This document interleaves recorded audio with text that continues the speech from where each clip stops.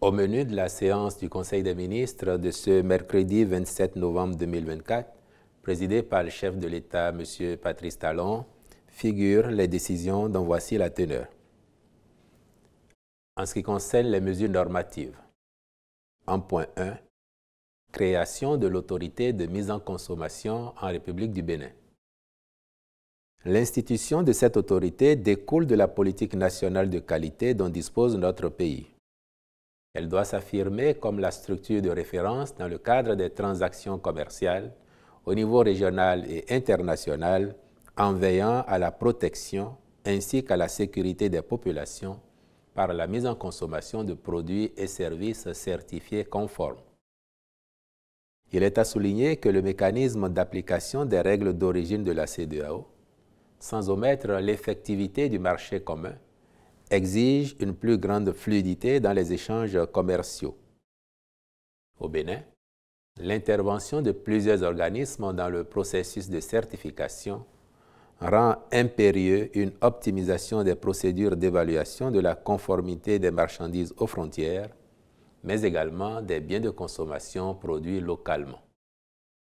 C'est pourquoi le Conseil a marqué son accord pour que l'autorité soit dotée des prérogatives les plus étendues pour prendre en charge le domaine technique de l'évaluation de la conformité des produits alimentaires et non alimentaires importés ou fabriqués localement, mis en consommation dans notre pays, qu'il s'agisse des analyses et essais, des inspections, contrôles ou certifications.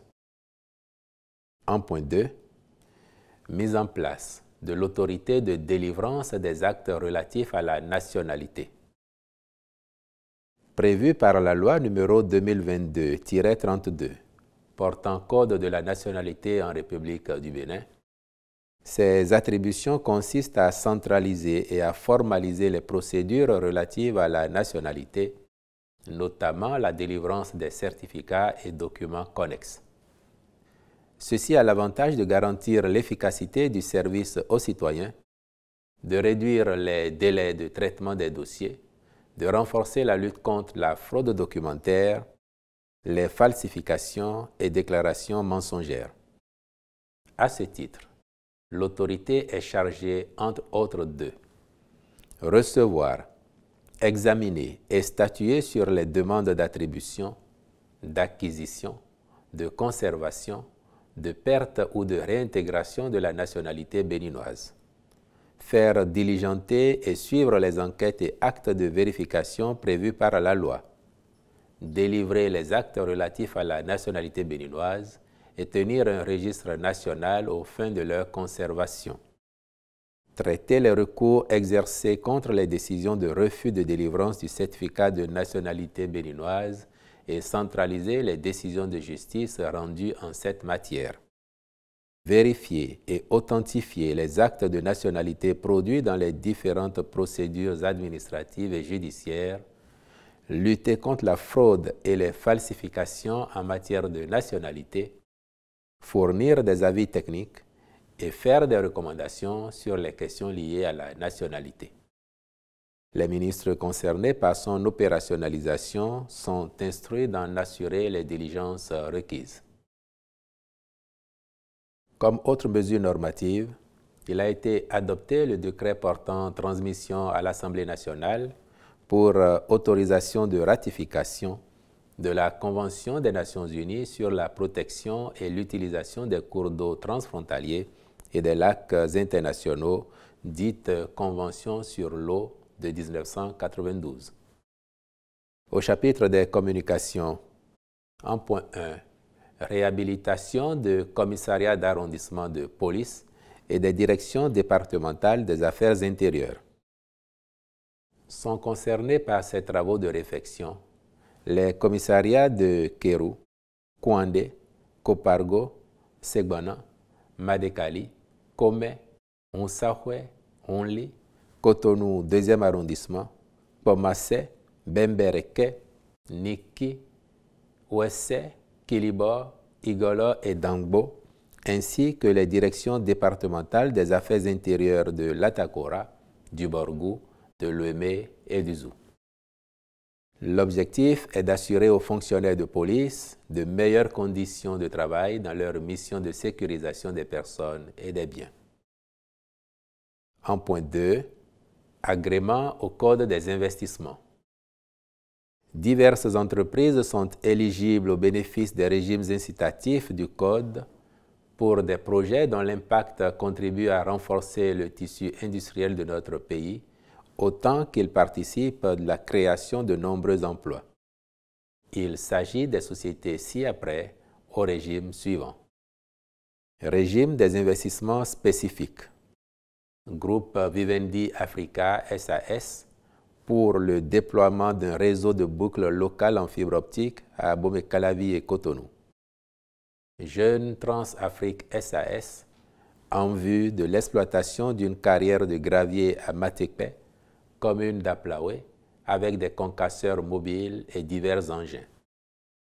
Spastel Bénin SA, dans le cadre de la modernisation des installations techniques et de remplacement des équipements de télécommunications dans plusieurs localités du Bénin. Régime B. Société béninoise de production de matériaux de construction pour le bâtiment et la route SA, en vue de l'implantation d'une unité de fabrication de matériaux de construction pour le bâtiment et la route à Djeregbé, commune de Semenkoji. Tilamed Pharma SA pour la construction et l'exploitation d'une unité de production de solutions pharmaceutiques liquides dans la zone industrielle de Semenkoji. Harvest Field Rice Limited SA concernant l'implantation et l'exploitation d'une usine moderne de décortiquage de riz à Bodjekali, commune de Malanville. Régime A. Vantage Sarl pour la construction et l'exploitation d'une unité de fabrication de tourteaux dégraissés et l'huile brute de soja à Lokokame, arrondissement de Zonzoumé, commune d'Abomey. Pablo Factory SA, à l'effet d'implanter et d'exploiter une unité de production de sacs de polypropylène dans la zone industrielle de Semenkoji. En point 3, contractualisation avec diverses sociétés dans le cadre du projet de construction de la cité financière phase 1. Le dit projet vise à créer une zone financière où seront regroupés les sièges de la plupart des institutions. Ainsi, en sa première phase, seront réalisés les travaux de construction d'un ensemble de 3 bâtiments de grande envergure, respectivement de type R+7 pour la Caisse des dépôts et consignations du Bénin et la Caisse autonome de gestion de la dette, R+7 destiné à la Société immobilière et d'aménagement urbain, R+5 attribué à la Banque internationale pour l'industrie et le commerce, puis R+6 au profit de l'Institut national de la statistique et de la démographie. Il s'agit de doter toutes ces structures d'un environnement de travail confortable et moderne, tout en poursuivant la politique de requalification urbaine de la ville de Cotonou. Les ministres concernés accompliront les diligences nécessaires en vue de la signature des contrats avec les entreprises identifiées à l'effet d'exécuter les travaux dans les délais prescrits.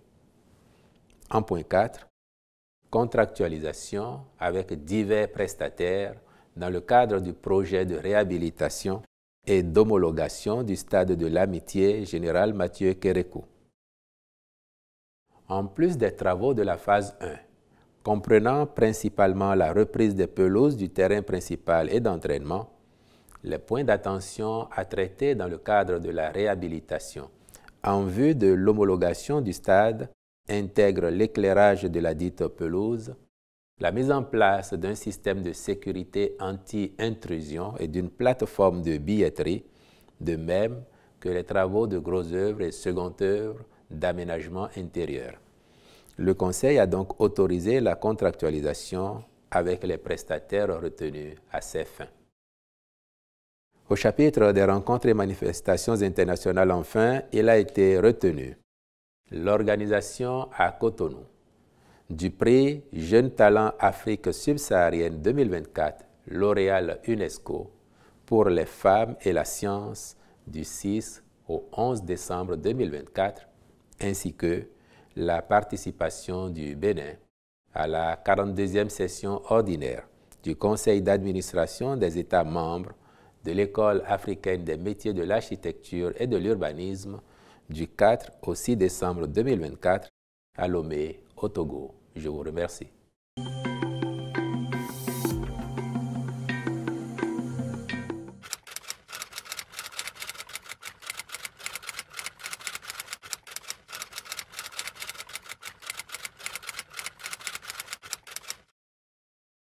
Il n'y a aucune confusion.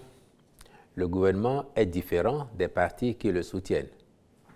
Le gouvernement est différent des partis politiques. Et la vie quotidienne des partis politiques n'est pas le menu des séances du Conseil des ministres. Le gouvernement s'est dit favorable à la demande de l'opposition. Le chef de l'État, en recevant la délégation d'un des partis d'opposition en novembre 2023, avait déjà affirmé son accord pour la réalisation de l'audit sollicité par ce parti. Et il était attendu de ce parti les diligences subséquentes pour faire ces propositions au gouvernement, notamment le profil ou les CV des experts qui ont des états de service avérés en matière d'audit de fichiers électoraux, quel que soit le nom qu'on lui donne. Le gouvernement a attendu 1 an avant d'avoir une réponse formelle du parti d'opposition.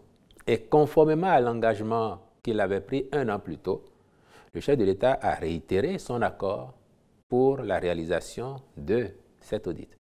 Le gouvernement a partagé cet accord et c'est pour ça que le garde des Sceaux a été mandaté pour rencontrer les partis dits du cadre de concertation de l'opposition.